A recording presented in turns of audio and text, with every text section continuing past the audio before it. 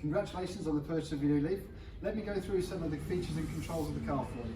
Come follow me.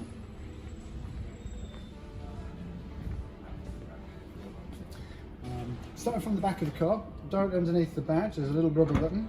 Press that and it unlocks the car.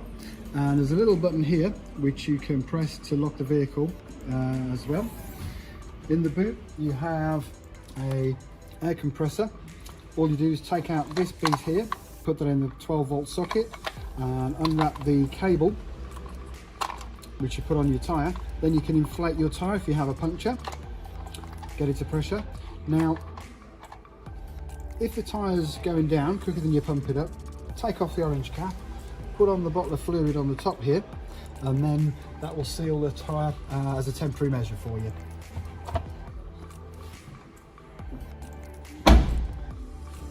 Inside the back door you have a little switch here, so you push it down to have the child locks on, which would disengage the internal handles, and up obviously it gives you free access in and out of the car.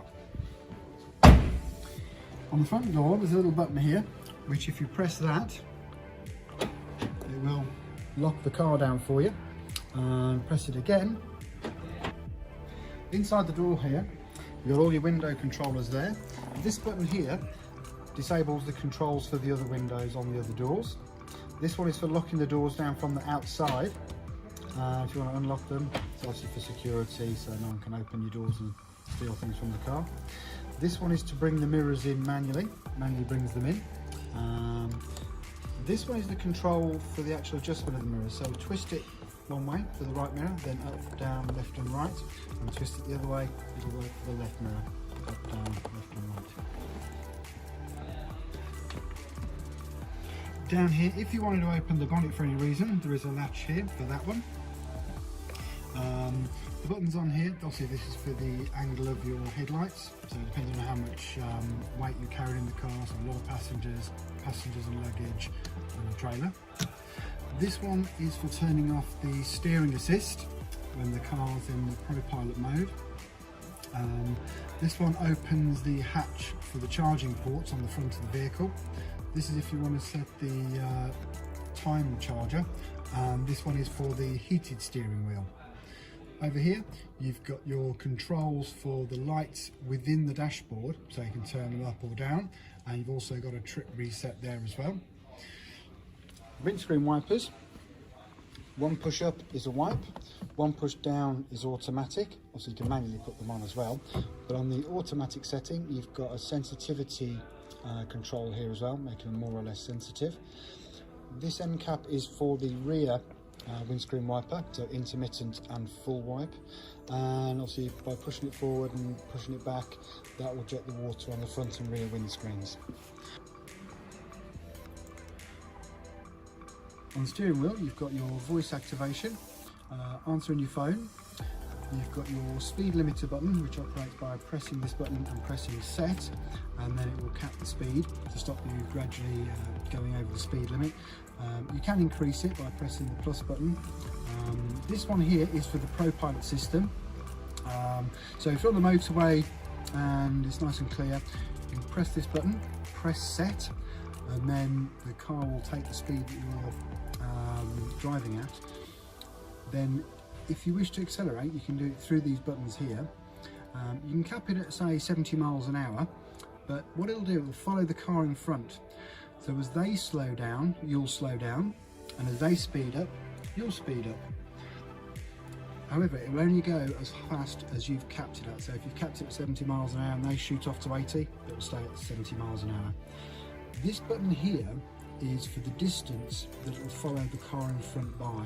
So you can set it to sort of 3, 2 or 1 spacing markings. Obviously the faster you go, the wider it does make the gap between you and the car in front. Over on the other side, these two buttons here will toggle through your radio stations or the music on your MP3. Volume control will also work with the radio. It'll also work with your phone calls, and if you catch it while the sat nav's talking, it'll adjust the volume of the sat nav. These buttons here and this one are all for the main screen there. So on the display up here, you navigate with these buttons, as I said, so you can go down to see the different options that are available. With this one, it tells you estimated charge time. Now at the moment, it's based on a 6 kilowatt charger. So if I press OK here, I can choose whether it's off a 24 volt, 240 volt, or if I was doing it on a rapid charger, how long the car would take to charge. So a 52 kilowatt charger. The next screen shows me battery temperatures and also the battery capacity to make sure there's no problems with the battery itself. This one shows you your sort of power and regeneration. So if you're putting your foot down, the power will be up here. If you ease up a little bit and it's in the green section, that'll be the most economical way of driving the car. And as you slow down, it comes into the blue section, which is for regeneration. Obviously, so as you slow down, it recharges the batteries back up and doesn't waste any battery power.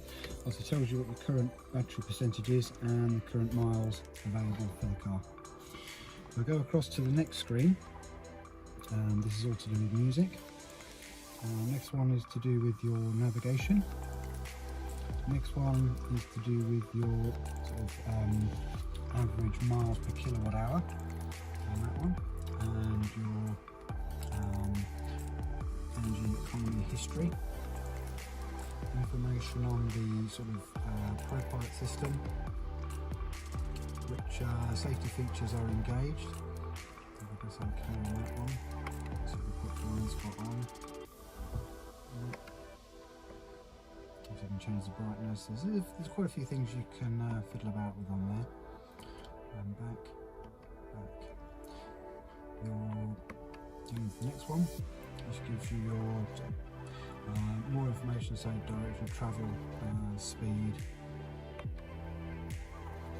So you've got tyre pressure warnings which come up as you drive. Going across the next one, there's all different settings that you can change. So driver assistance, you can customise the display.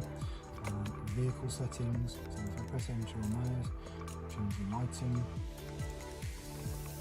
I can change the locking of the vehicle. So for example, you can add selective unlock for someone who travels on their own a lot.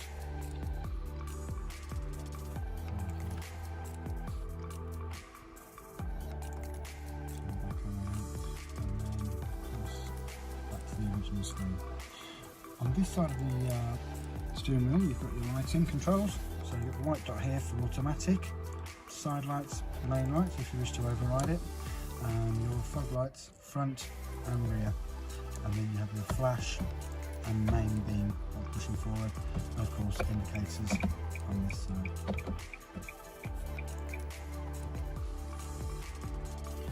So let's go with the centre console now.